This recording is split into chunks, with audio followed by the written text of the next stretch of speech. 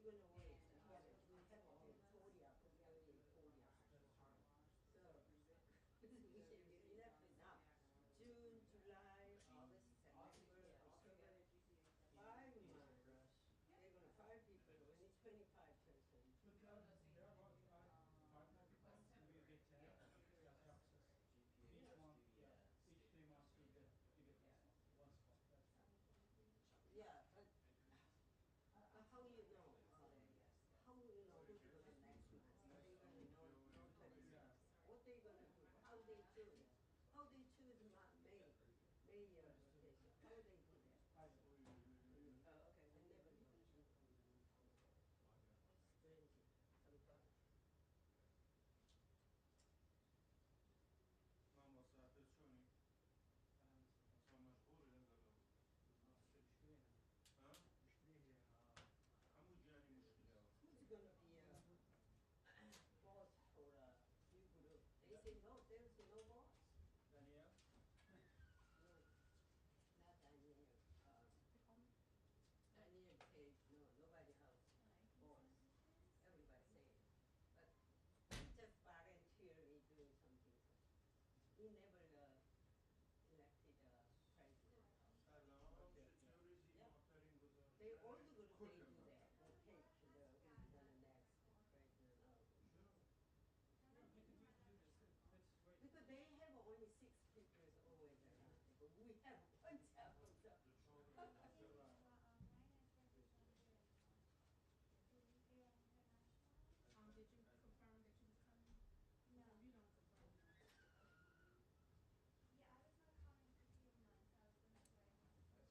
going to wait.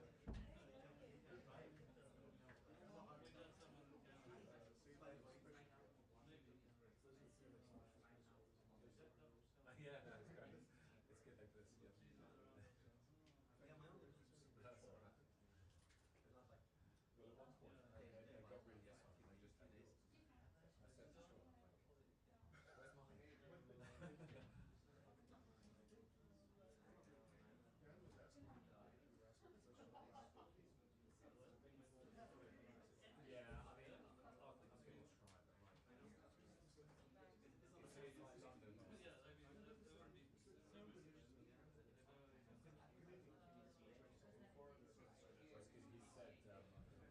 Why don't you just stay home and answer the train? Canada facing critical moment.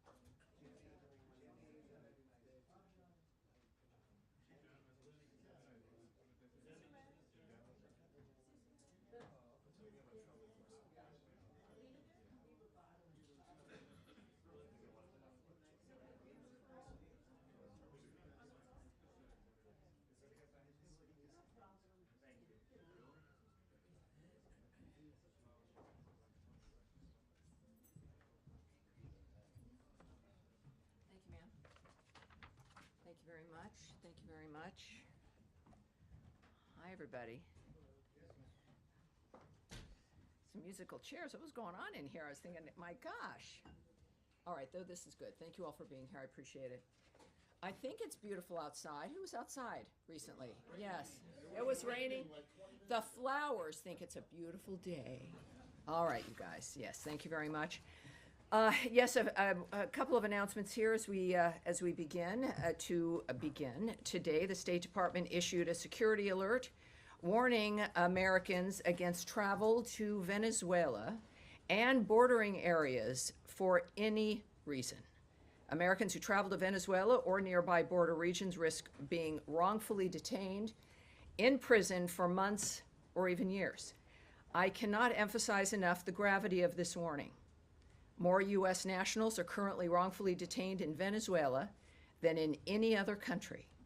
President Trump has obtained freedom for several Americans wrongfully detained in Venezuela since taking office, most recently last week, and we continue to do everything we can to secure the freedom of the remaining Americans wrongfully detained in Venezuela. We need to ensure that no additional Americans are falling into this trap. Our simple message for Americans: do not travel to Venezuela. The Secretary's highest priority is the safety and security of the American people. And thank you, everyone, especially everyone listening at home, for heeding this warning. Now, turning to Syria. There have been several major steps over the weekend to enact President Trump's vision of a prosperous Middle East and a stable Syria at peace with itself and its neighbors. U.S. Ambassador to Turkey Thomas Barak assumed the role of U.S. Special Envoy to Syria, and he met with Syrian President Ahmad al-Sharaa and Foreign Minister Assad al-Shabani in Istanbul. We also have taken significant steps to lift sanctions against Syria. On Friday, Secretary Rubio waived Caesar Act sanctions for 180 days, and the U.S. Treasury Department announced General License 25 and other relief measures. We are engaging with regional and global partners to open investment in Syria. The cessation of sanctions against Syria will advance our primary objective, the enduring defeat of ISIS, by giving the people of Syria a chance for a better future. The United States will remain focused on the mission to defeat ISIS and eliminating terrorists who threaten Americans. And that is our announcement. Some very good news, obviously. Many of us, we've all been talking about this from the beginning of my being at this podium. So it's a pleasure to give you some more specifics. And of course, with Special Envoy Barak, I think we're in very, very good hands. Let's start, surprisingly, with Matt Lee. Thank you, Tammy. I want to ask about Gaza, but do you know off the top of your head, or is it written down someplace, how many Americans are currently designated as wrongfully detained in Venezuela? Yes, those are numbers that we will not share. That's a dynamic that we consider, of course, an important diplomatic dynamic as well as a national security dynamic. So no, I won't be giving you those numbers. All right. On Gaza, yes. What is the situation there, as you understand it, with the GHF and their first shipment or shipments? Yes. Well, last week we knew there were some numbers. We weren't able to give everybody some specific numbers, but I have some additional numbers for you as well. We have great news to report out of Gaza. I like being able to be asked about it, and we can talk about the numbers that are going in. The Gaza Humanitarian Foundation, under the humanitarian principles of independence and impartiality, has commenced providing life-saving aid to the people of Gaza who desperately need it. Approximately 8,000 food boxes have been distributed so far. Each box feeds 5.5 people for 3.5 days, totaling 462,000 meals.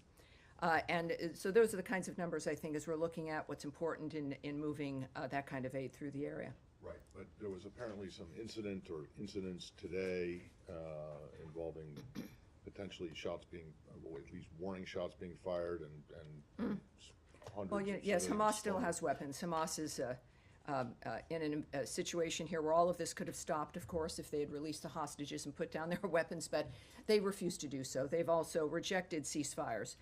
So that's, without confirming what might be gossip or single reports, the fact of the matter is Hamas has been opposed to this dynamic.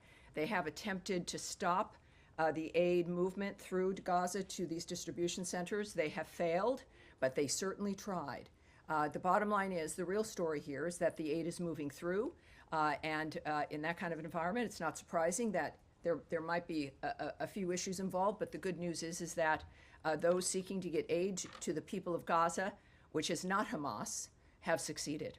And last one, really briefly. Yes. I won't take up any more time, but my understanding That's is what that I'm the administration is not particularly happy with the position that the UN and its agencies have taken with regard to these shipments. Is that correct? Well, it is. From the very beginning, I'd mentioned and we had heard about the resistance by certain NGOs and the UN. It is unfortunate because the issue here is getting aid to Gazans. And then suddenly it moves into complaints about style or the nature of who's doing it, or elements of administration and being opposed to getting food and aid, as we've demonstrated here, is happening and will continue to happen because someone might feel left out, is, I think, the height of hypocrisy. So the bottom line is that clearly people who care about the nature of solving this problem are taking action and moving it forward, and that's what counts. That's what matters. Yes, Andrea. Yes, ma'am. Cindy McCain of the World Food Program was on CBS yesterday with a very different narrative, and we are hearing from the ground today from our reporters and producers and camera crews that this incident was very serious, that it was not Hamas related. Cindy McCain said that Hamas is not breaking up the food deliveries, that people are starving and there are food riots because people are desperate. And the criticism of the GHF has been that it is not independent or impartial, that it was started by the Netanyahu government with people who are supposedly independent, and that it is only operating in the South, deliberately designed with 4 distribution points in the South in order to have people in the North move south for the aid and therefore accelerate the movement of people and the putting people in the South rather than in the North where they wanted to be. So there are a lot of controversies about this from the ground, yes. from all of our reporting. McCain said that no one had approached the World Food Program, which is still delivering food into Gaza, that people have been desperate. No one had, she had met with, as you know, the secretary. She said she welcomed that, was grateful for it, that the Rubio and McCain families have been friends for decades, but that they had a frank conversation about what's happening between Israel and the food deliveries, and that no one had even told them about this foundation or given them. Well, or had Andrea, this coordinated is with them where, in any way. again, there's certainly, this is something the world is watching, something we've all cared about getting resolved. It is not an uncomplicated situation. This is, however, the first delivery of major aid, if not the only aid we've been hearing for months. I wish that Cindy McCain had spoken up, that they had found a way to move food into Gaza, because that certainly hadn't been conveyed to us. But now, which if that's the case, that's great. What I do know is that the people on the ground now, as the number I told you, I think is rather significant, 462,000 meals. You know, that's what we're focused on. And that this is, and I'm not going to address either gossip or complaints or people who knew or weren't included or would do it a different way or who's shooting at whom. That Hamas, it's not Hamas. The real story here, the story is that aid and food is moving into Gaza at a massive scale at this point when you're looking at 8,000 food boxes. Was this going to be like going to the mall or through a drive-through? No, it wasn't. This is a complicated environment, and the story is the fact that it's working. I find it difficult that there are people who would go on television shows to complain about a process that is working and moving food into the area. Tammy, Will one it one improve follow-up, over please. time? Would anything that we do improve over time?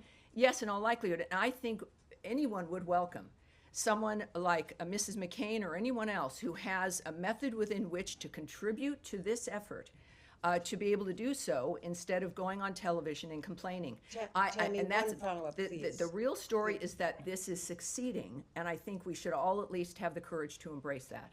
But until now, there has been a blockade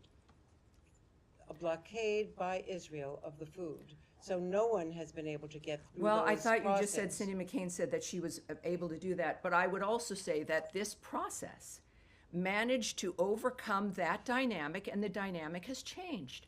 Whatever it was that was hindering the nature of aid to blocking the it. Gazan people has been overcome. It clearly needs to expand. I don't speak for this foundation, but clearly we've got to welcome any dynamic that allows getting aid and food into the region, which is happening right now, and that's the story. Nadia. Thank you, Tammy. Two questions. I understand this is the beginning of a process. For the time being, the delivery of food is at two places, which is Tal Sultan and the Murag crossing. Is this any guarantee that people who come from the north to receive this food, are they allowed to go back? Because that's the fear, that basically this is a way to move the population from the north to the south. And do you have any plan that they will expand it to go to other places Well, in it's the not, north? this is not a State Department effort. We don't have a plan. I can't answer that regarding the nature of how certain situations would be responded to. I'm not going to speculate or say what they should or should not do. The Gaza Humanitarian Foundation has an email. They should be reached out to, and that's what I'd recommend regarding plans to expand, plans to make assessments of what's worked and what hasn't at this point, and what changes they might make, and what the goal is. Clearly, the goal is to reach as many people as possible. And also Yes, that, sir. you know, Yeah. Go ahead, please. The Israeli Minister of Strategic Affairs is in town, according to Israeli media. Has there been any meeting between him and Secretary Rubio? And can you update us on the state of talks between Iran and the U.S.? Is there a new meeting planned ahead? Well, I will not discuss, as you might imagine, any meetings or conversations the Secretary's having that are not public or may not be happening. Regarding the latest rounds of talks regarding Iran, we can tell you that Senior Advisor and Special Envoy Steve Witkoff, of course, and Policy Planning Director Michael Anton participated in a fifth round of talks with Iran on Friday, May 23rd in Rome. The discussions were both direct and indirect and lasted over 2 hours. The talks continue to be constructive. That's not something that we've been able to say that in these particular talks, which is beneficial, and in this case they were constructive as well, and we made further progress. Both sides have agreed to meet again in the near future, and we are grateful to, once again, our Omani partners for their continued facilitation of the process. All right? Yes, dear. Just to follow up on the Gaza Humanitarian Foundation, because Sure. I think you talked about independence and neutrality that was involved in this new foundation, but I mean, quite clearly that's not the case. I mean, the IDF itself has said this has been done in coordination with it and the foundation, so it's clearly being done, and the security of it is carried out by, on the perimeter, Israeli forces and then American security contractors. The problem with that, and what all the experts in the United Nations say, is that you therefore have a situation where the aid is provided by an organisation that seems to be a party to the conflict, and that's what the UN has always avoided, because you potentially made the recipients targets, and we're seeing that already, potentially, in that this has become a very militarised form of aid. So I'm just interested in why you describe this as independent and neutral when it clearly doesn't appear to be so. Well, again, I don't speak for this foundation. What I can tell you is the description of the nature of what they're accomplishing, which is getting food and aid into that region. I'll say that just one more time. There are some disagreements about how that's being handled, how that's being implemented. But I think that most of us would agree that this is good news, that it, in any other mechanism, under any other expectation, was not able to accomplish this. So it's It's just that there was another mechanism that was able to accomplish this and more. Which well, you was know, the when United we have, Nations, you're right, we did have a really good mechanism. It was called a ceasefire, which Hamas broke. And it is a ceasefire and a plan that had been operating and offered, which they continually refused to accept, continued to hold hostages, as they still continue to not just hold hostages, but the bodies of the people that they've murdered. And they've refused to do the one thing that could stop this in a moment. They've refused. So we did. We had, it was a ceasefire, and